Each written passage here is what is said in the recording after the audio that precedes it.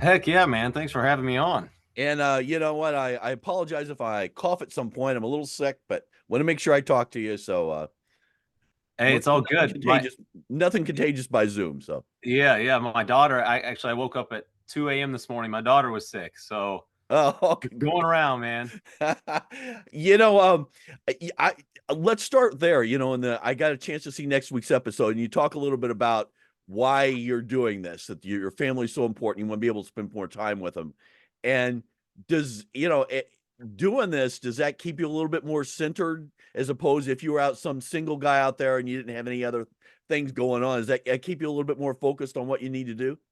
Yeah, for sure. It's man, I don't have the time to be out doing anything, running around, doing stuff, like this this hobby, this sport, whatever you want to call it, it keeps me pretty dang busy. Whether we're actually competing or repairing or whatever we're doing, you know what I mean? It keeps me very busy. No, what does it take to get to the point where you're able to compete? I mean, how does a career start off in mud racing? Well, pretty much you start off by just going with some buddies, or you hear about it, you go for the first time, kind of get your feet wet, kind of deal, and then after you kind of in the environment a little bit, um, get your own first rig, start riding it, get some seat time, and then from there it's just really just building it. You can work with different companies, you can build some of your own stuff. Most of the time, people nowadays, whenever I first started, you're building all your own stuff. Yeah. Like I was fortunate that I was a welder by trade, but I bought my own bender, bought my own sheet metal brake, all that stuff to build all my own stuff. Well, now people buy a lot of the products and can build their rigs. Well, that's some of the tension that in the first episode between here, you're a guy who says, "Yeah, I build my own stuff. I started out, I know what I'm doing," as opposed to someone who Yeah. maybe doesn't quite have that skill set.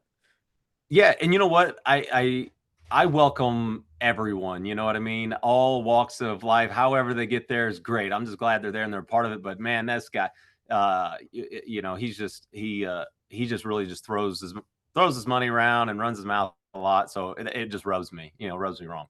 Well, it strikes me this is a sport with a lot of there's a lot of swagger going on. Yeah, well, for me, I mean, I like to in my builds, have it come through. I like my cages looking wild, my colors, cool colors. Yeah, I like to have a little swag involved for sure. How do you sort of balance this is sport, obviously it's dangerous.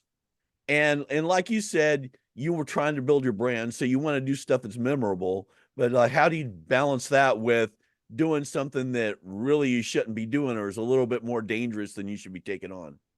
Man, so that is something that struggle is real. It's something that I don't know. I just do my best with it. I'm the type of person that whenever I come up with something, an idea, I have to do it. Like I cannot sleep at night with knowing the fact that whatever idea I've concocted or the thing I wanted to fabricate, it's not being done. I literally lose sleep over it. So sometimes those things are stunts or some ridiculous things. Most times they're not. Most times they're just fun, like a 10-foot tall Stanley Cup or some I made some tires out of Crocs, but most of the time they're not really dangerous, but every so often the idea I come up with is. Well, obviously, anyone who does this is competitive, and I'm just wondering, how much you second guess yourself. That drive home after you've had a really bad weekend. What's going through your head? Yeah. So I know I'm completely confident in myself and all the work that I put in, like moments leading up to a race, event, whatever. Um, but there's definitely those moments that if it was something that was just so small that could have changed the outcome, I it does bother me on the drive home. It does bother me till the next.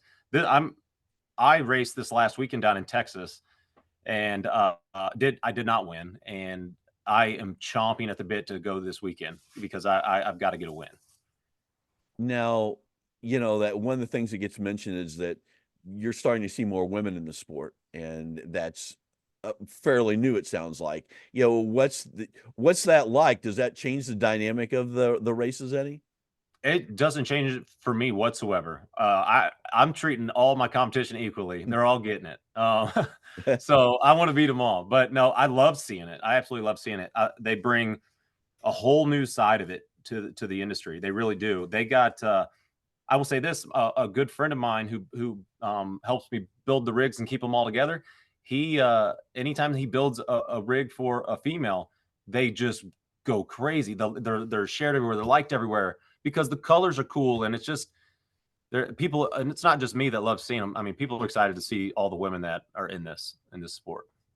Well, you mentioned that, and it seems like social media is a big part of this sport. That's at least that's one way of getting the word out there. And like you certainly embrace it. Looking at your feeds and stuff, that you're out there and you're trying to get it out in front of as many people as possible. Yeah, it's a huge part of it.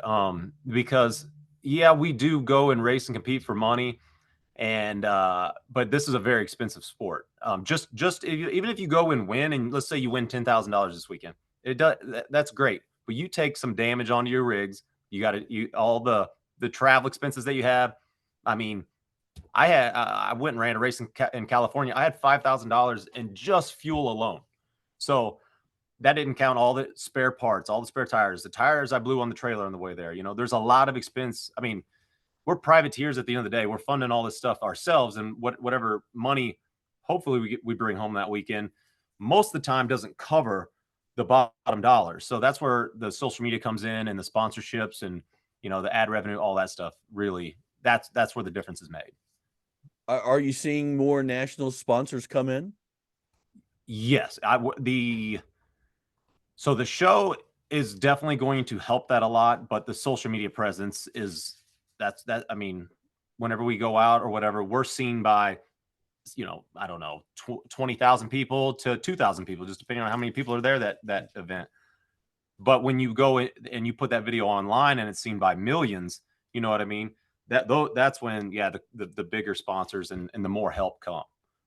Well, one of the things I was curious watching this, particularly in the races where you're going through 3 feet of mud. Yeah, how much of that is driving skill? How much of that is seeing what other people do? I mean, how do you navigate? Okay, this is where I need to go. This is what I need to do. How do you figure that out? So it depends on the racing. Like, so there's different styles and different courses Right. and stuff like that.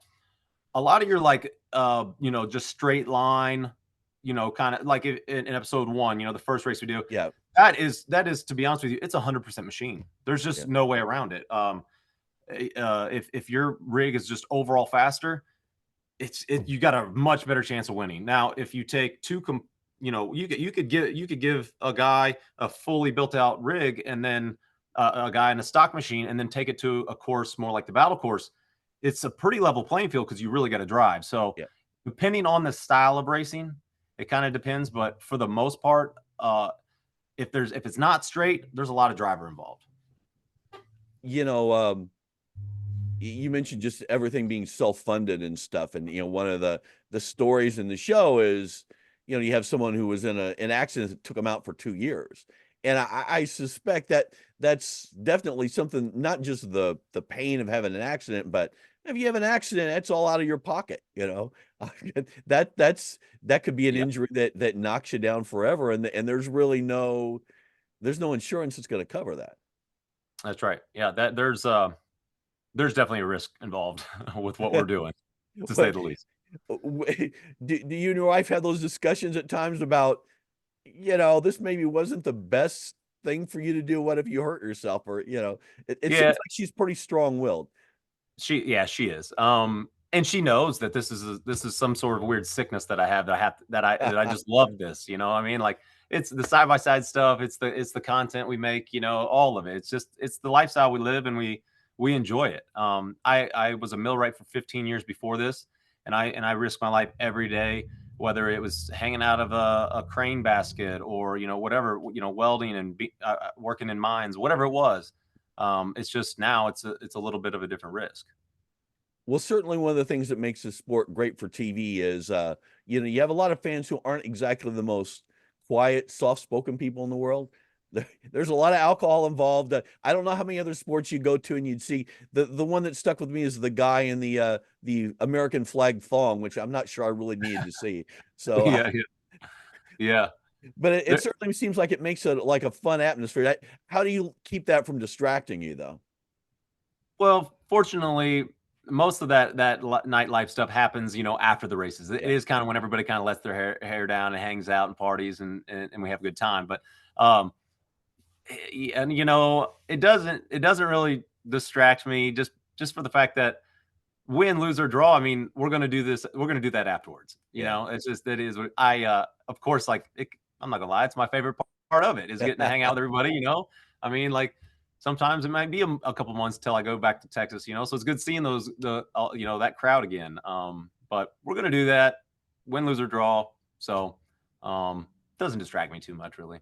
So you mentioned you raced over the weekend. How uh is this a 12-month a year or a year sport, or is it just summers, or how's that work? Yeah, it kind of depends. So where I'm at with it now is I just chase after the money. Wherever they're going to pay a lot of money, that's where I try to go race. So I haven't really been paying a lot attention to like series per se Yeah. anymore. I've went and competed. I've won some series, won some individual races or whatever. But anymore, we're just doing the stuff that sounds fun and pays good, that type of thing. But yeah, there is racing 12 months out of the year. Me personally, I'm not really trying to go freeze my butt off. So I do set out some of that stuff when it's really cold. The first episode of the show premiered. I'm wondering what kind of response you got to it. Oh, it was good. See my wife walking around here. She's excited to hear what all I'm saying. But no, it's been good. It's been good. We've noticed a little bit of traction. What I'm really happy to see is that I've had some of my followers that follow me for the comedy stuff and nothing to do with the off-road world. That's kind of just part of my, I don't know, brand, that we do. It's part of it. But the people that are just for the skits and the stuff, the pranks and whatnot, they're tuned in. They love it. They're like, I didn't know it was like this. This is awesome. So that I really like that. I've noticed a lot of that. Well, it sounds like there's a spot there for a prank show coming up. So, Yeah, hey, that would be fun. That would be fun. I got a couple. Yeah, just kind of stay tuned. I got a couple uh things coming for you. oh. Well, it can you just let me wrap this up a little bit here, and before my voice completely goes. Um, what's sort of the biggest challenge for you on a week to week basis? You go into this race. Is it the track? Is it just how you're feeling mentally? What's the biggest thing as you're pulling up to the track for the first time? So the most difficult part about all this racing stuff is the one thing I feel like the show missed, and that's everything that happens in between. Mhm. So we go out and tear everything up on the weekend. Sometimes you don't, but most of the time we Yeah. do. And then so like Texas, for example, I drove all through the night. I right immediately after racing Saturday, I drove all through the night, got home Sunday morning at 6 a.m. Slept for a few hours. I was a family man. I was dad. I did all that good stuff. Whenever they went to bed, then I go out in the garage and I start washing, and start fixing stuff, and all week long between running a business, getting the side by sides ready. We're content creators, so we're always filming and editing and shipping out merchandise, and there's the very long hours, very long day. Like it's just a lot that goes on behind the scenes just for us to pull up on Thursday or Friday and do it all over again. People just see the clean rigs pull in it and they just think, oh, that guy just went home, took a nap, and came back. They don't know all the stuff that we did. So that really is the struggle with not just Mud Madness, but the lifestyle in general. Well, does that mean the lifestyle is sort of a younger man's game? I mean, can you imagine yourself doing this at 60? There is some older fellas that are doing it.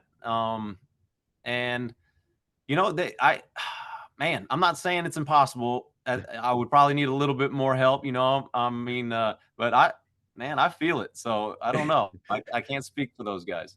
You're, you're saying you'd prefer to have a little bit more cash where you don't have to work so hard when you're 60. Yeah, that would be cool to have a little bit more money and be able to chill a little bit. Maybe do a little bit more flying and drive, not have to haul the rigs, so. Well, I appreciate you taking the time to do this. I really enjoyed the show and enjoyed talking to you. I want to make sure that this happens. So thanks a lot for taking the time to do this. Absolutely. Thanks for having me on. All right, take care. Bye. Yep.